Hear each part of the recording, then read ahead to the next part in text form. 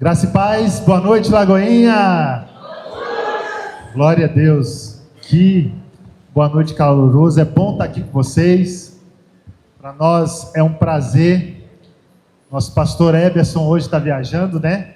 Então queria me apresentar primeiro. Eu sou Everton, eu sirvo ali na Lagoinha Brasília Capital, junto com a minha esposa Thaisa, que está aqui hoje me acompanhando. Para nós é um prazer estar aqui junto com vocês, para a gente celebrar o Senhor nessa noite, para a gente cultuar o Senhor com alegria, com júbilo, e para trazer uma reflexão da parte do Senhor, da palavra de Deus hoje, junto com vocês, amém? Nós estamos ali junto com o pastor Esdras, ombreando ali já, acho que um pouquinho mais de 4 anos, e a gente viu essa igreja nascer e com muita alegria a gente serve aqui. Eu queria já, para você que está junto conosco no YouTube, eu queria pedir para você abrir a palavra do Senhor, para você que está no presencial aqui. Já quero mandar um abraço do fundo do coração para o pastor Eberson, para a pastora Renata, que estão viajando. Eu acredito que a igreja sente saudade ali já. E hoje, com muita alegria, eu aceitei, com muita honra, aceitei o convite do pastor Eberson para estar aqui junto com vocês, tendo esse tempo de reflexão, esse tempo de comunhão, amém? E eu queria pedir você, para já abrir a palavra do Senhor aí no Evangelho, segundo escreveu João, Evangelho de João, capítulo 4.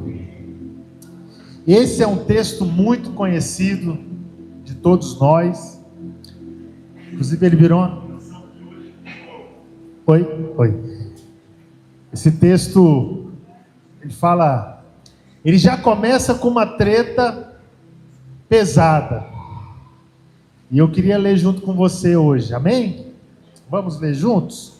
Evangelho de João, capítulo 4, a partir do verso 1. Esse texto é um pouco longo, então eu queria pedir para você ter um pouquinho de paciência para a gente ler junto, para a gente mastigar esse texto com muito carinho, tá bom? João escreveu assim no capítulo 4, verso 1. Os fariseus ouviram falar que Jesus estava fazendo e batizando mais discípulos do que João, embora não fosse Jesus quem batizasse, mas os seus discípulos. Quando o Senhor ficou sabendo disso, saiu para a Judéia e voltou mais uma vez à Galiléia. Era-lhe necessário passar por Samaria. Assim chegou numa cidade de Samaria chamada Sicar, perto das terras que Jacó dera a seu filho José. Havia ali também o poço de Jacó. E cansado da viagem, sentou-se à beira do poço, cansado da viagem.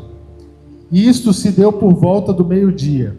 Nisso veio uma mulher samaritana tirar água. Disse-lhe Jesus: dê-me também um poço de água. Os seus discípulos tinham ido à cidade comprar comida. Jesus estava sozinho naquela circunstância. A mulher samaritana lhe perguntou: como o Senhor, sendo judeu, pede a mim, uma samaritana, água para beber? Pois os judeus não se dão bem com os samaritanos. Jesus lhe respondeu: se você conhecesse o dom de Deus e quem lhe está pedindo água, você lhe teria pedido a ele e ele lhe teria dado água viva.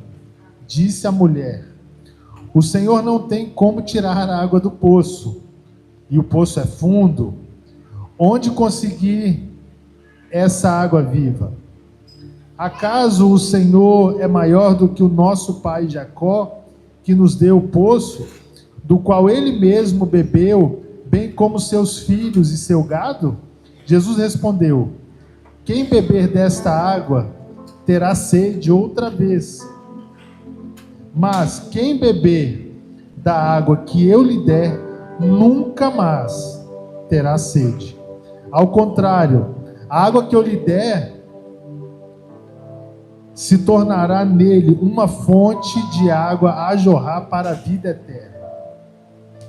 A mulher disse: Senhor, dê-me dessa água, para que eu não tenha mais sede, nem precise voltar aqui para tirar água. Talvez começou a faltar um entendimento sobre o que Jesus estava querendo trazer como verdade ali, né? Ele lhe disse: vá e chame o seu marido e volte. E ela respondeu: não tenho marido. Disse-lhe Jesus: você falou corretamente dizendo que não tem marido.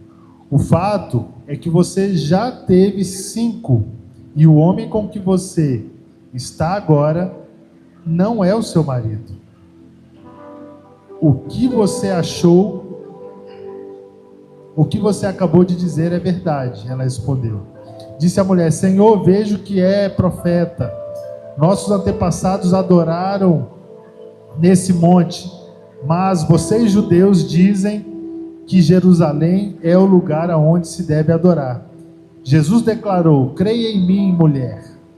Está próxima a hora em que você não adorará o Pai neste monte, nem em Jerusalém. Vocês, samaritanos, adoram o que não conhecem. Nós adoramos o que conhecemos, pois a salvação vem dos judeus. No entanto, está chegando a hora, e de fato já chegou, em que os verdadeiros adoradores adorarão o Pai, em espírito e em verdade. São esses os adoradores que o Pai procura. Amém? Queridos, na última semana nós tivemos o fim de um ciclo. Tivemos o fim de 2024 e, por misericórdia, hoje Deus, Ele nos dá de presente o primeiro domingo do ano. E no final de um ciclo e no início de outro ciclo, a gente começa a fazer um monte de reflexão, inúmeras reflexões. A gente começa a refletir sobre o que a gente precisa fazer que de repente não deu certo. A gente celebra as vitórias que deram certo. Às vezes a gente fica triste com alguns fracassos que aconteceram durante o final do ciclo. O bem da verdade é que a gente inicia o ano fazendo muitas reflexões, inúmeras reflexões. A nossa igreja está vivendo nesse ano de 2025 o ano da provisão. O pastor Eberson pregou aqui na virada, falou muito sobre provisão, falou sobre a viúva de Sicar. E hoje eu queria falar um pouco sobre provisão para vocês, mas dentro de uma perspectiva espiritual da provisão Jesus, a provisão da água da vida. Uma provisão que ela não frutifica apenas em nós, mas também frutifica através de nós. Então eu convido você a mergulhar junto comigo nesse texto hoje, aonde a gente vê uma poderosa narrativa, onde Jesus ele sai de um lugar onde existia uma discussão religiosa, uma discussão difícil. E Jesus, nesse texto de João capítulo 4, a gente vê que o texto começa com uma problemática. O texto ele começa com uma discussão, quem faz mais ou quem faz menos. E quando eu olho para a Escritura, Jesus ele sempre foge de discussões infundadas. Jesus nunca entra, como diz aí os jogadores de futebol, Jesus nunca entra numa bola dividida. Porque Jesus entende que existem discussões que elas são infundadas. E Jesus sai e ele não deixa que as distrações elas aconteçam. Quando a gente olha no primeiro versículo, diz o seguinte: os fariseus ouviram falar que Jesus estava fazendo e batizando mais do que João. Jesus nunca teve essa preocupação, sendo Deus, sendo 100% homem, 100% Deus. Jesus nunca teve essa preocupação de disputa. E a Bíblia diz no versículo seguinte que Jesus sai, que Jesus se retira. Jesus nos ensina a gente não perder tempo com distrações. Às vezes a gente entra em determinadas distrações. O Reels do Instagram é um lugar que nos causa muita distração. Eu costumo dizer que a maldição do tempo é quando a gente começa a perder muito tempo nas redes sociais e a gente começa a se distrair com coisas que não tem nada de Deus para oferecer. Quando eu olho para Eva, quando eu olho para Adão, a grande frustração de Adão e Eva foi parar no lugar e dar ouvidos para quem não tinha nada de Deus para oferecer. E quando a gente começa a entender o propósito de Deus, o que é provisão na prática, a gente começa a entender o que Deus quer falar conosco, para que nós venhamos deixar de perder tempo com distrações. E no primeiro texto, Jesus já começa a falar conosco a partir disso aí. E Jesus, nessa continuidade, Jesus ele se direciona e a Bíblia diz que Jesus resolve passar em Samaria. Quando a gente olha o contexto histórico de Samaria, a gente é sabido da igreja que judeu não se dava com samaritano. Mas é importante nesse momento a gente entender qual que é a origem do problema. Por que o judeu ele não conseguia ter comunhão com o samaritano? Quando a gente volta lá nos livros históricos, no livro de 2 Reis, capítulo 13, que a gente começa a entender onde Jeroboão, os filhos de Salomão, eles, por causa de uma confusão em Israel, eles dividem o reino, no reino do norte, o reino do sul. Israel passa a ter a sua capital como Samaria, e Judá passa a ter a sua capital como Jerusalém. E a Bíblia diz que Judá foi fiel ao Senhor e colocou os seus princípios alicerçados na palavra do Senhor. Mas o outro reino, o reino de Israel, ele começa a se desviar do caminho do Senhor, e Jeroboão ele começa a introduzir práticas que não estavam condigentes com o que a gente cantou hoje, o Deus Yahvé, que não eram práticas voltadas para a palavra do Senhor, e isso ele começa a gerar uma miscigenação étnica, e começa a haver misturas, inúmeras misturas no povo de Israel, no reino de Israel. E para piorar a situação, durante o Império Babilônico, o povo é exilado e o povo de Israel é tirado, e o Império Assírio começa a introduzir as mulheres dentro da nação de Israel para haver uma mistura étnica, para que aquele povo não continuasse, de certa forma, puro. E aquilo começa a trazer uma confusão étnica, aquilo começa a trazer uma confusão religiosa. O judeu era um povo separado de Deus, e o povo começa a se misturar e trazer malefícios à estrutura de Israel. Em Judá o povo continuou adorando a Deus em Jerusalém. Israel, ele se volta para a idolatria, ele mistura a adoração a Deus com outras religiões, e a capital daquele reino passa a ser Samaria. Existe uma mistura religiosa e étnica que se intensifica ali com o domínio assírio. E Jesus, quando ele se encontra com a mulher samaritana, Jesus ele tinha consciência dessa mistura, do que tinha acontecido. Queridos, o que é importante a gente olhar para a mensagem que está dentro desse texto? Muitas vezes, impactos geracionais, eles nos afastam do plano de Deus para a nossa vida. Impactos geracionais, eles nos afastam do que Deus tem de provisão para mim e para você.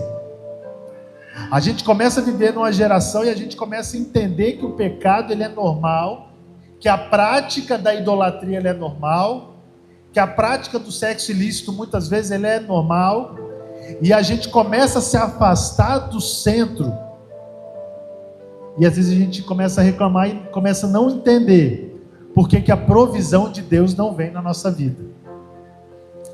Mas Jesus sabe do nosso coração. Jesus ele quer resgatar o nosso coração. Jesus ele quer com que nós estejamos no secreto, no nosso quarto, em oração, em busca. E Jesus, quando ele encontra aquela mulher samaritana, ele entende todo o contexto histórico que a Torá e os livros de reis trouxe de malefício na identidade daquela mulher, no perfil, no caráter daquela mulher. E Jesus, como Deus, como profeta, como Deus que é onipresente, onisciente, que sabe de todas as coisas, Jesus inicia um diálogo. E Jesus ele é especialista em quebrar muros e estabelecer momentos de conexão, mesmo quando a gente tem o nosso coração completamente imerso no pecado, como a gente viu na história dessa mulher. Jesus ele é especialista em quebrar muros para restabelecer a conexão com o Senhor. E a partir de toda essa mistura, de toda essa miscigenação religiosa, essa podridão, essa idolatria, essa promiscuidade que estava existindo no povo de Israel, Jesus ele vem, e a Bíblia dizendo que Jesus, cansado da viagem, ele se senta onde? Jesus se senta no poço de Jacó. E quando a gente novamente olha a história do poço de Jacó, aquelas terras foram herança de Jacó para o seu filho José, que era um homem temente ao Senhor. E geracionalmente, embora aquele lugar foi sitiado e destruído pelo Império Assírio, Jesus queria trazer restauração para aquele povo. Jesus queria trazer um novo começo para aquela cidade. Durante todo o sítio, durante todas as guerras do Império Assírio, a cidade de Samaria, que era uma cidade estrategicamente bem posicionada e bem estruturada, as guerras com o Império Assírio, com Israel, destruiu, arruinou aquela cidade. E tudo que tinha de riqueza naquela cidade foi sendo perdido. Mas lá existia um Deus que queria trazer restauração para aquela cidade, que queria trazer restauração para aquele povo, independente do que aquele povo estava vivendo naquele momento. E quando a mulher samaritana, ao meio-dia,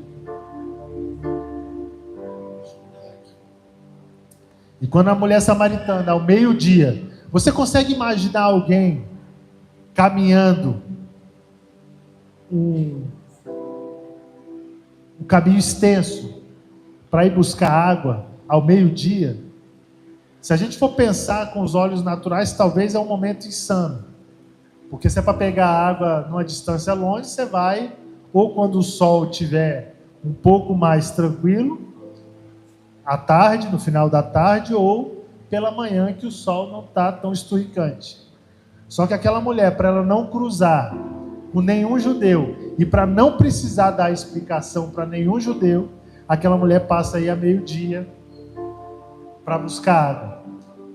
E Jesus, de forma muito intencional, Jesus se coloca ao meio-dia ao lado do poço. Eu imagino que Jesus ele já tinha um encontro marcado com ela.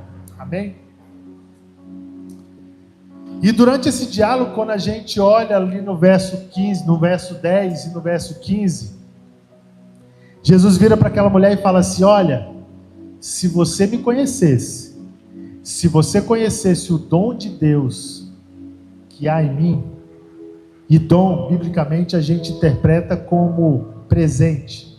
Se você conhecer o presente que Deus tem para você, se você conhecer o presente que Deus tem para você, você entenderia que a água que eu tenho para te dar é uma água que jorra para a vida, É água viva que vai fazer com que você transborde. E Jesus vira para aquela mulher e fala assim, no verso 10. Jesus lhe respondeu: se você conhecesse o dom de Deus e quem lhe está pedindo água, você lhe teria pedido que ele lhe teria dado água da vida. Disse a mulher: Senhor, o Senhor não tem com que tirar água, o poço é fundo. Às vezes a gente coloca na nossa história como se Jesus tivesse limitação para o nosso problema, como se Jesus tivesse limitação para a nossa provisão, para a provisão que Ele quer trazer para mim e para você. E a gente com o nosso pouco conhecimento, a gente começa a achar que Jesus tem limite. E ela vira ali no verso 13, no verso 12: acaso o Senhor é maior do que o nosso pai Jacó, quem nos deu o poço do qual ele mesmo bebeu, bem como seus filhos e seu gado? Jesus respondeu: quem beber dessa água terá sede outra vez. E aí Jesus ele inverte as palavras, porque às vezes a gente está orando, buscando ao Senhor por uma provisão física, por uma provisão material. E o que Jesus quer fazer conosco, comigo, com você, antes dele estabelecer uma provisão física, ele quer restabelecer uma provisão espiritual. Ele quer ter conexão comigo e com você. Jesus está pronto para nos abençoar com o desejo do nosso coração. Mas antes dele trazer provisão física, antes dele trazer provisão material, ele precisa estabelecer uma aliança, ele precisa estabelecer uma conexão, ele precisa estabelecer uma relação, uma aliança. É isso que o Senhor quer conosco. E às vezes a teologia da prosperidade, ela enganou muito a gente ao longo do tempo, porque às vezes a gente vai ao culto para o que Jesus tem a nos oferecer, e a gente esquece que o culto é um lugar de adoração, que o culto é um lugar de devoção. E uma das coisas que eu aprendi na minha história é que antes da provisão física, Jesus anseia por uma resposta de fé. Uma resposta de fé.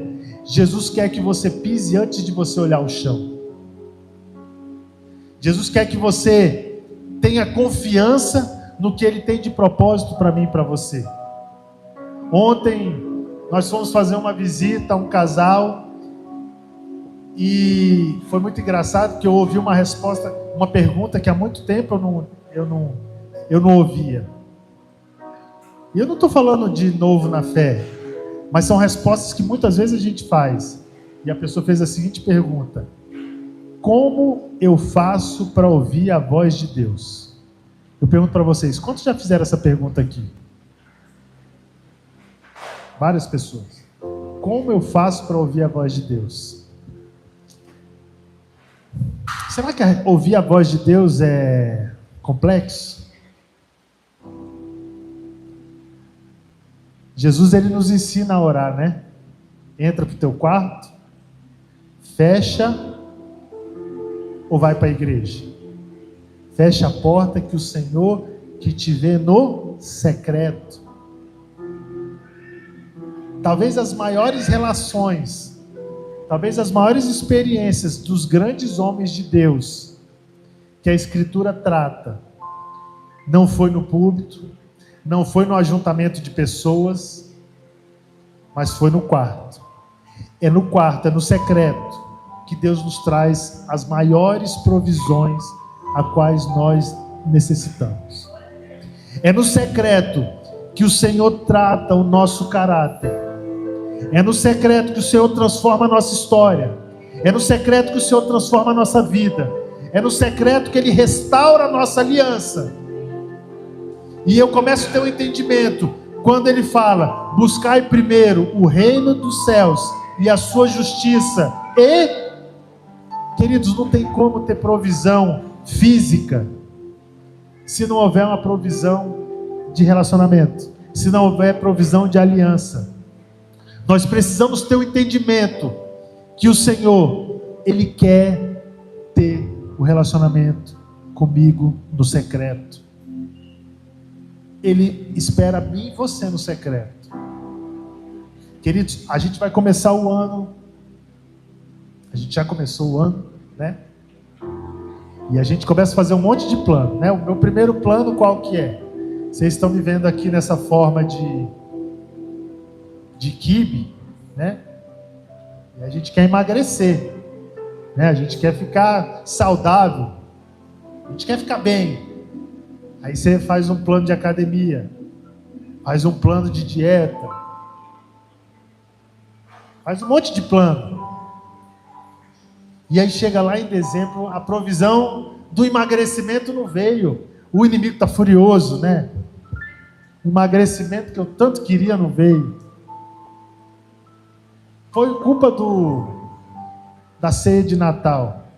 E a gente esquece que a gente tinha que ter tido disciplina. O problema não é o que você come em dezembro. O problema não é o que você come em novembro e dezembro. O problema é o que a gente come entre janeiro e novembro, né? De janeiro a dezembro. Por que eu estou falando sobre isso? Porque a provisão ela vem com esforço.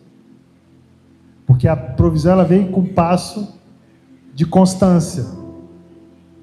Talvez alguns que são mais teologizados digam assim: mas a graça ela é um favor imerecido.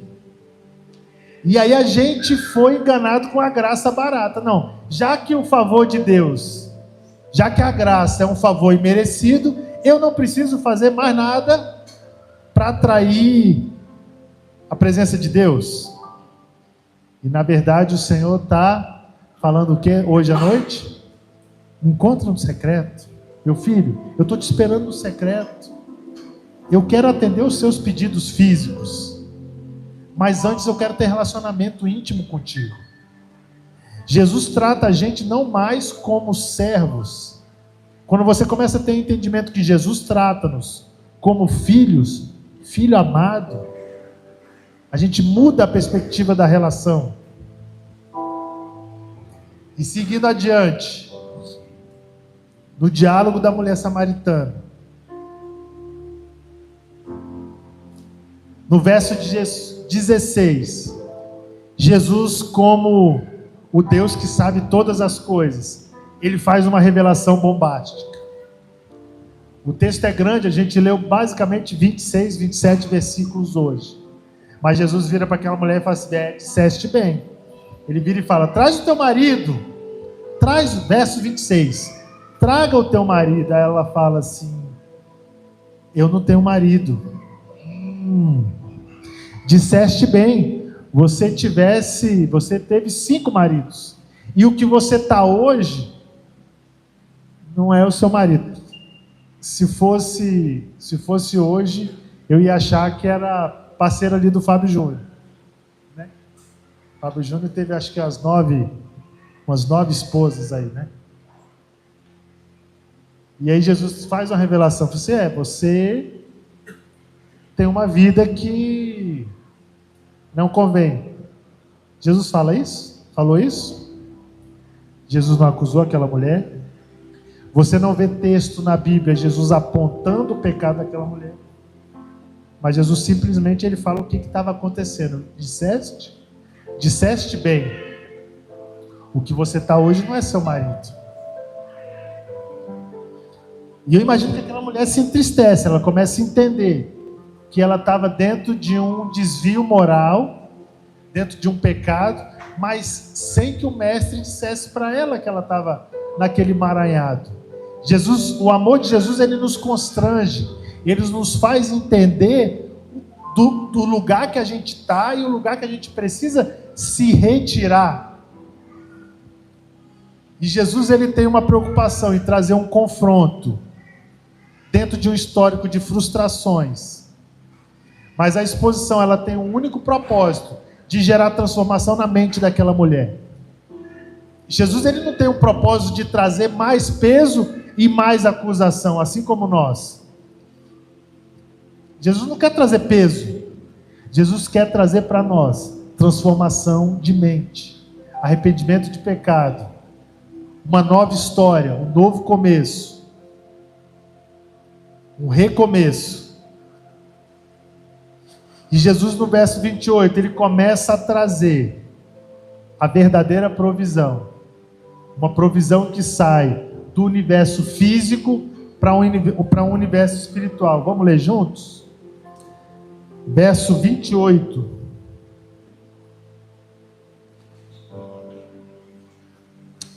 Então, deixando o seu cântaro, a mulher voltou à cidade e disse ao povo: venham ver o homem que me disse tudo o que eu tenho feito. Será que ele não é o Cristo? Então saíram da cidade e foram para onde ele estava. Gente, deixa eu retornar uma coisa para vocês. Essa mulher foi fazer o que no poço? Quero ouvir vocês. Ela foi o que fazer no poço? Foi? Foi? E como é que ela volta para a cidade sem o cântaro? Sabe o que acontece, gente? Quando a gente tem um encontro com Jesus, a tarefa ela passa a não fazer mais sentido. Quando a gente tem um encontro com o Mestre, aquilo que a gente tanto almejava passa a não fazer sentido. No verso 28 a Bíblia diz que ela deixou o cântaro, ela largou o cântaro e voltou para a cidade gritando. O The Chosen, ele ilustra bem, eu gosto de assistir esse episódio do The Chosen, que ela sai e fala assim: olha, ele disse tudo, ele revelou tudo, e eu preciso voltar para servir, eu preciso contar para todo mundo. E Jesus, ele começa, a partir desse momento, Jesus, ele começa não a transbordar na mulher samaritana, mas Jesus começa a trazer uma água que passa a jorrar da mulher samaritana para toda Samaria. Queridos, Sobradinho vai ser conhecido pela água que jorra a partir de você, meu irmão. Nós vamos ganhar Sobradinho, Brasília, o Brasil em nome de Jesus. Mas essa água precisa jorrar a partir de nós. Precisa jorrar de Jesus através de nós. Amém, queridos? Essa consciência que nós somos igreja e que nós precisamos professar o evangelho com verdade, cada um de nós precisamos ter. E para a gente partir para o final, a provisão de Deus ela é central na teologia cristã. Ela se refere à crença em que Deus tem e que supre a necessidade dos seus filhos de forma completamente sobrenatural. Só que a provisão de Deus, ela pode ser manifesta de várias formas. Ela pode ser manifesta de forma financeira, nos relacionamentos, nos milagres e várias outras. A Bíblia, ela apresenta de forma multiforme que a provisão de Deus, ela abrange necessidade física, espiritual e emocional. E hoje eu queria pedir para você se colocar de pé. Qual é a provisão que você hoje precisa do Pai? Qual é a provisão que hoje você quer do Senhor? Porque Ele está pronto a nos abençoar. De repente você tem aí um monte de projetos. Senhor, eu quero ser um empreendedor, eu quero resolver as minhas finanças. Senhor, eu quero ter mais comunhão contigo. Eu quero ter sede de te buscar no meu quarto. Eu quero ter um relacionamento íntimo contigo. Senhor, eu quero resolver minhas finanças. Eu quero resolver minha depressão, minhas crises de ansiedade, as minhas tristezas. Senhor, eu quero casar. Senhor, eu quero tantas coisas. Mas eu queria que você, de tudo que você ouviu hoje, eu queria que você anotasse aí na tábua do seu coração, para que o sobrenatural de Deus, e repetindo, a ideia é ser redundante, para que o sobrenatural de Deus, André, ele aconteça na nossa vida, a gente precisa antes da provisão espiritual do Senhor, para que o sobrenatural se manifeste lá no secreto na nossa história. Às vezes a gente quer tantas coisas do Senhor, mas a gente esquece que é muito melhor a presença do que o presente. É muito melhor a presença de Deus do que o presente que Ele nos dá. Amém? Então eu queria que você curvasse a sua cabeça. A Bíblia ela não ensina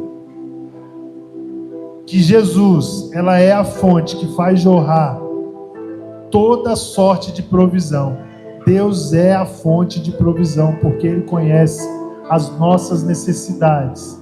Ele conhece a necessidade do Samuel, Ele conhece a necessidade da Helena, Ele conhece a necessidade da pastora Renata, Ele conhece a necessidade do Everton, Ele conhece a necessidade do André, Ele conhece as nossas necessidades, Ele nos conhece. Amém? Eu queria que você colocasse a mão no seu coração e orasse junto comigo hoje. Amém, queridos? Pai, em nome de Jesus, te agradecemos, Senhor, nessa noite pela Tua palavra, Senhor, ministrada hoje. Pai, e eu coloco meu coração, Senhor, cativo à Tua presença hoje, Senhor. E eu venho, Senhor, em nome de Jesus, confessar os meus pecados diante da Tua presença, Senhor.